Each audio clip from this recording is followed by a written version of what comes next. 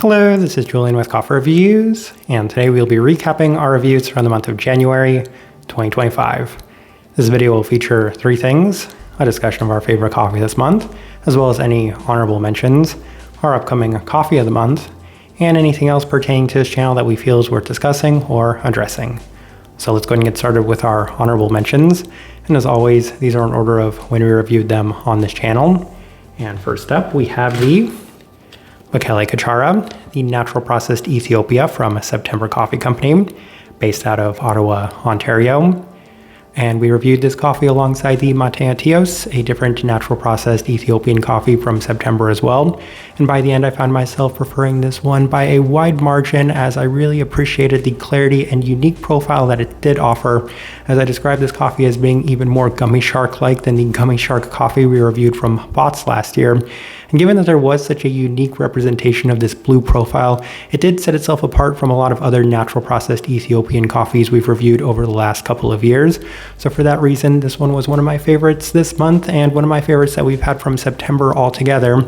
Now, unfortunately, this coffee is no longer available for purchase, but I do hope that September brings it back in the future, as I know a lot of people were very interested in that coffee. All right, next up we have the Elto wash processed Ethiopia from Oma Coffee, based out of Tai Hang, Hong Kong. And I did have to put some coffee beans in there, otherwise the bag wasn't going to stand. But this is a coffee roaster I heard so much positive feedback from you guys on, as I very much enjoyed this coffee. And I usually say that I'm not the biggest fan of reviewing wash processed Ethiopian coffees, largely due to the fact that they usually come out a little bit more plain. And this one was definitely clean, but at the same time it had really nice intensity for what it was, offering a very nice and pleasant stone fruit quality to it as well. And when you're going to present a more intense washed Ethiopian coffee with an abundance of stone fruit qualities, then I'm going to be a very big fan of that. And I also enjoyed the El Abraje that we had from them as well. And for anybody that didn't get an opportunity to pick up some coffees from Oma this last time around, I do believe that Airworks is going to be bringing them back in the near future. And they do have some coffees that are very interesting to me, so we're definitely going to be revisiting them again, given that I had such positive experiences with the two coffees that we had reviewed from them. And I'm not entirely sure if this coffee is still available. A little hard to get some information on that. All right, next up we have the La Esmeralda wash processed Costa Rica from Clermento Coffee Lab, based out of Seoul, South Korea. And Clermento is a very interesting coffee roaster, as now we've reviewed two coffees from them, and I've had a number of samples of their coffees as well. And what's worked to their benefit is that the two coffees we've reviewed from them have by far been my favorite coffees that I've tried from them in general. This one included, as I found this to be such an interesting coffee when I first went to make this purchase, as it is a combination of an SL28 and a Gesha, and it's a Costa Rican coffee at that too.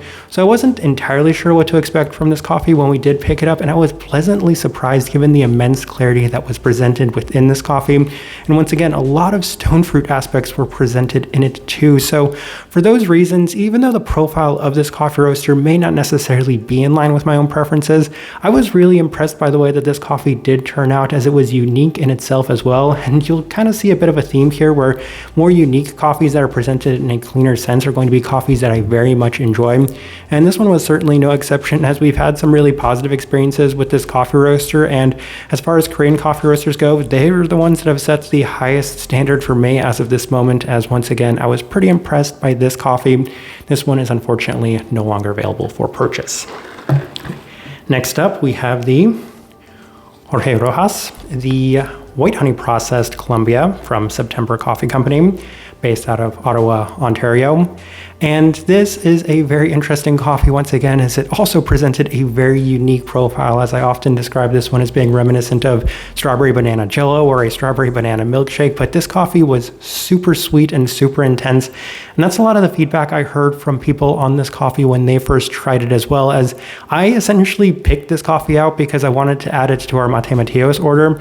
And I just kind of thought of this coffee as a little bit of an afterthought, as it sounded really nice, but I was extremely surprised just how much I enjoyed this coffee, especially compared to the other coffees that we were working on from September at that same time as well, as this one was by far my favorite, and as of this moment, my favorite coffee that we've ever had from September, given the very strong and intense sweetness that was presented within this one. And once again, immense clarity, a high level of florality, and such a unique profile in general, with that just very interesting and obscure strawberry banana-like feel that was presented throughout this one. And I'm very curious if they might bring this coffee back in the future, because it sounds like Jorge Rojas's coffees aren't necessarily the most well-known or popular out there. And that's one of the main reasons I don't think we've actually ever had anything from this producer before. And I really do hope that September brings this one back, as I found this to be a true gem from their catalog, one that I've only ever seen from them, and I really appreciate what they did with this one. And that takes us to my favorite coffee this month, and I don't think this will come as a surprise to anybody. It is the Finca Soledad Nebula Wash Processed Ecuador from Thankfully Coffee, based out of Auburn, Alabama. And when Pepe's coffees turn out well, then I am going to be extremely happy with them, and this one was certainly no exception to that, as it is one of my favorite Pepe coffees that we've had in a very long time, though last year we didn't review many of his mejorados, and it's very nice that we got an opportunity to revisit and review one of his mejorados pretty early this year. And this one was the extra light profile of Thankfully, and it's kind of interesting. In the past, we've had some slightly mixed results with some of Thankfully's coffees, but this one right here was a true standout for them, as I was really impressed with the presentation of this coffee, largely due to the fact that it offered a lot of the classic characteristics that I experienced from the first ever Pepe Mejorado that we had reviewed from Manhattan several years ago. But in addition to that, it had a lot of those Kenyan-like attributes too, giving it a kind of contrasting feel throughout the entirety of it. Very sweet and very clean, and just so much depth that was presented in this coffee, given that you had two very distinct profiles right from the start all the way through the end, and this coffee did hold up well throughout the entirety of that time as well. So it's safe to say that this right now has set the standard for coffees for 2025, as even though this one was released in 2024 and that's when we started working on it, it will technically roll over into next year's list should it make it on there. But I was truly impressed by this coffee, and this is easily my favorite coffee that we've had from Thankfully, and definitely my favorite coffee that we've had up to this point this year.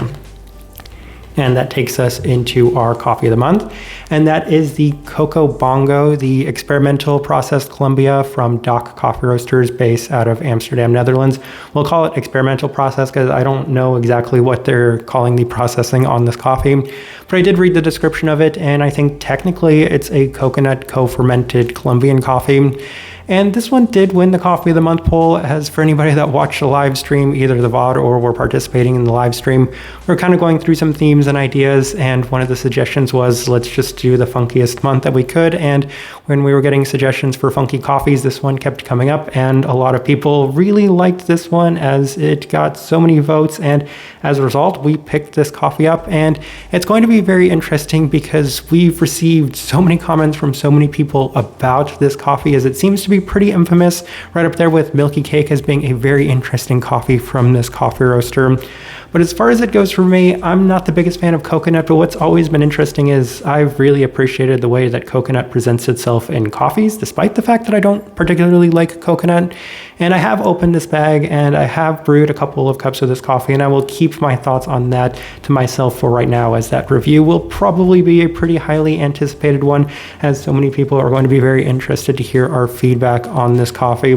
Yeah, probably wasn't my first choice. I think that there was another coffee, the one from Wes Ngopi, I was kind of curious about, so this one did end up winning, and I guess we'll see how this one does turn out.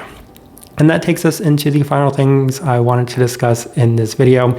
And since we're on the topic of Wes Ngopi, that's actually one of the really big ones, as we do have a Wes Ngopi series that's ongoing right now. We had our first release come out this past week, and we're going to be releasing 4 more reviews of their coffee for now, and then we have some additional reviews coming up after that as well. And we've heard some very interesting feedback on Wes Ngopi recently, as a lot of people that have received their coffees have found them to be a lot more on the roasty and developed side of things. And the reviews that we do have coming up don't necessarily reflect that, largely due to the fact that I didn't necessarily feel the coffees went that direction yet. And it seems interesting that towards the end of the year or at the beginning of this year, that's when a lot of people have seen this shift, as it's around that roast date, around that time frame, that I've also received a couple of coffees that I felt were a little bit more developed than I might have been expecting from them. Primarily the Ngise Gameta, which is a coffee a lot of people know we were very excited about and we were going to start working on. And I did definitely find that one to be a fair bit more developed than a lot of the coffees that we've had from them in the past. So I just wanted to notate that now, given that our upcoming reviews won't necessarily reflect that, for anybody that is kind of curious about the profile of their coffees, because I know a lot of people were very interested in them, given how highly we rated a number of their coffees last year. And that takes us into our final point. And speaking of highly rating coffees, our European coffee roaster tier list will finally be out, if everything goes right, tomorrow and then on Sunday as well, as I'm very excited to have that tier list released after we're done with this video. I'm actually going to go and try to record both of those right here, right now as well. So I've taken a lot of notes and I'm very much looking forward to discussing that, as I've been looking forward to that tier list for a very long time and I have a lot of thoughts and opinions on it, so definitely stay tuned for those. But that kind of recaps this month in coffee reviews. So as I always say, if you guys are enjoying the content, give this video a like, subscribe if you're not already subscribed. This right here has been a recap of our reviews for the month of January 2025. Thank you for watching.